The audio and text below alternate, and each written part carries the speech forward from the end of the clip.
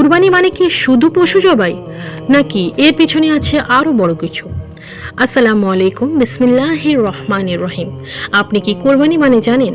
কুরবানি মানে শুধু পশু জবাই না, এর পিছনে আরো অনেক বড় কিছু আছে।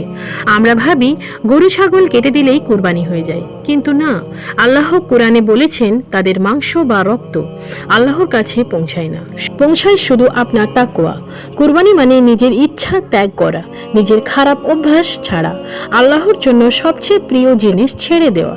যেমন ইব্রাহিম আলাইসাল্লাম করেছিলেন, তিনি তার সবচেয়ে প্রিয় জিনিস আল্লাহর জন্য কুরবানি করতে প্রস্তুত ছিলেন। এটা আসল পরীক্ষা। তাই কুরবানি শুধু একটা দিন না, এটা একটা শিক্ষা। আপনি কি নিজেকে বদলাতে পারবেন? আপনি কি গুনাহ ছাড়তে পারবেন? কারণ আল্লাহ আপনার পশু না, আপনার হৃদয় দেখতে চান। কোরবানি শুধু পশু জবাই নয়, এটা একটি বড় শিক্ষা। এই ভিডিওটিতে তুলে ধরা হয়েছে কোরবানির আসল অর্থ এবং আমাদের করণীয়। আল্লাহ যেন আমাদের সত্যিকারের কোরবানি করার তৌফিক দেন, আমিন। আপনি কি বদলাতে চান? তাহলে আমিন লিখে যান কমেন্টে। ভালো লাগলে অবশ্যই সাবস্ক্রাইব করে পাশে থাকবেন। ধন্যবাদ।